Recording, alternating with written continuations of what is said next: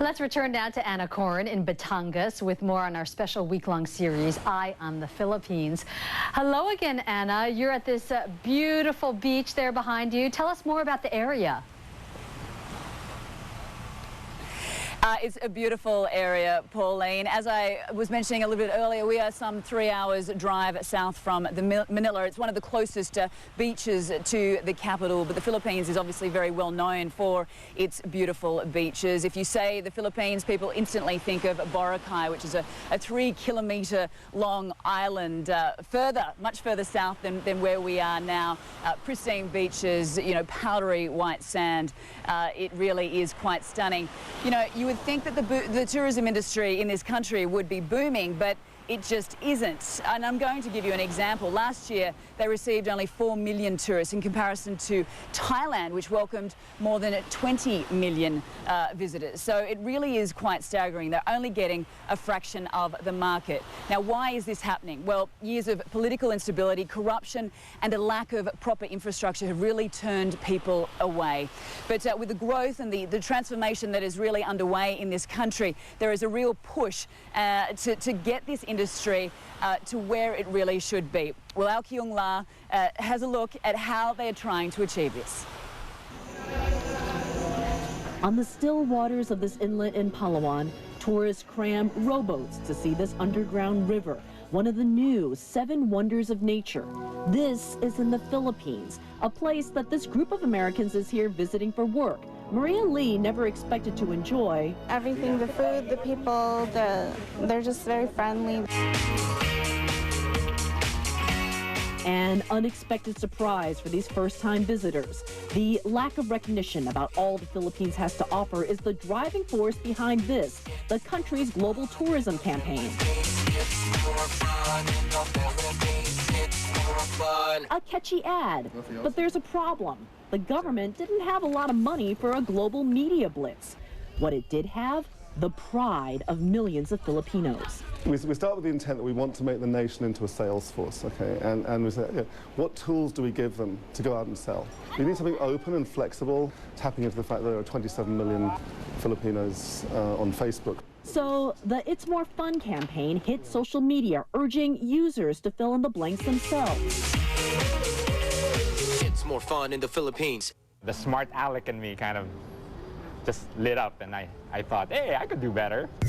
Roland Benzon and Morn Corpus came up with a series of their own catch lines and matched them to Corpus's pictures, like mountain bikes, more fun in the Philippines, and social climbing, more fun in the Philippines. There was a point probably after 48 hours, or maybe 72 hours, I had about over 10,000 shares on Facebook. Thousands of Filipinos did the same, making the hashtag It's More Fun in the Philippines the #1 trending item on Twitter. But once the campaign hit social media, users began playing with the template to highlight not just the beauty, but the problems in the country, posting corruption, more fun in the Philippines, crime, more fun, and guns, more fun in the Philippines. The intentions are excellent. So what is needed for tourism is the infrastructure. University of the Philippines professor Winnie Monsod says the country needs more than just a witty campaign.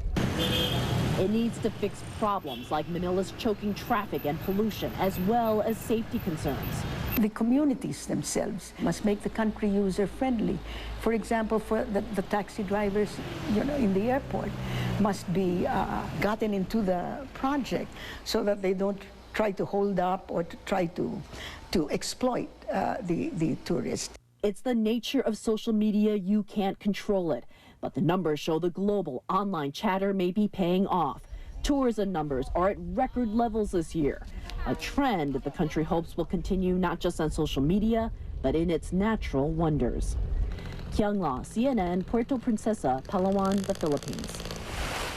It definitely is a catchy campaign. It is more fun in the Philippines. There is no doubt about it. It's more fun in the Philippines to anchor the news, Pauline. I can tell you that.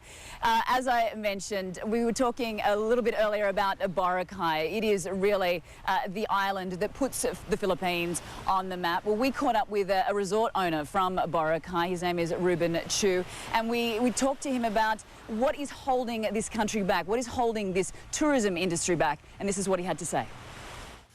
This country has 2 out of 3, in my opinion, 2 out of 3 major pieces for a successful tourism destination. You have the natural beauty, you have the people. What is needed is infrastructure. Yeah, infrastructure is a huge problem here, and airports in particular.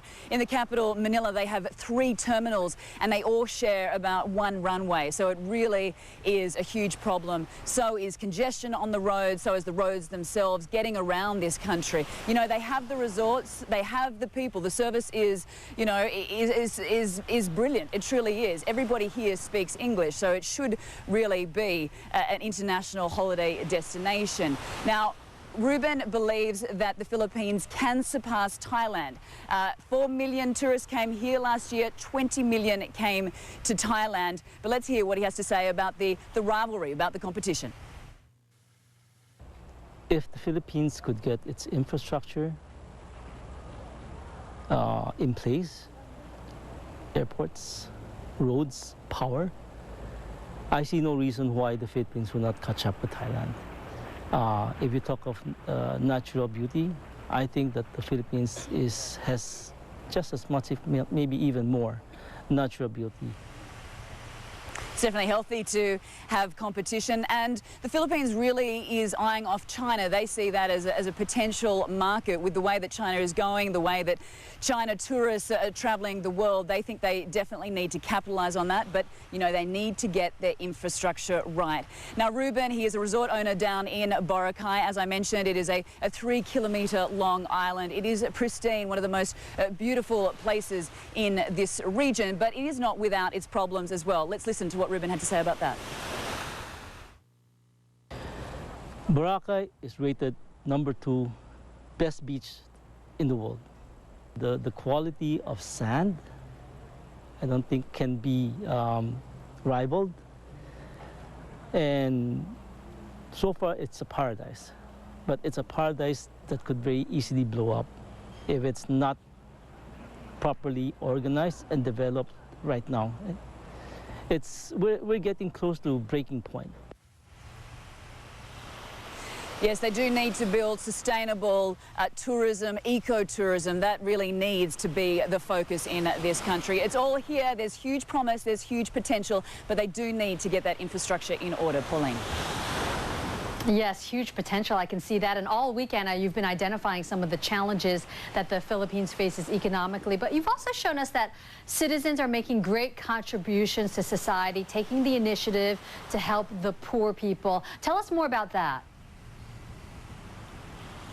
Yeah, they are definitely inspiring individuals, aren't they? Well, tomorrow we are going to focus on one woman who is dedicated to changing lives of the Philippines, the people here in the Philippines, children in particular. She is the country's first prima ballerina, and she is really making a difference. We should all take a leaf out of her book. That's coming up tomorrow, Pauline.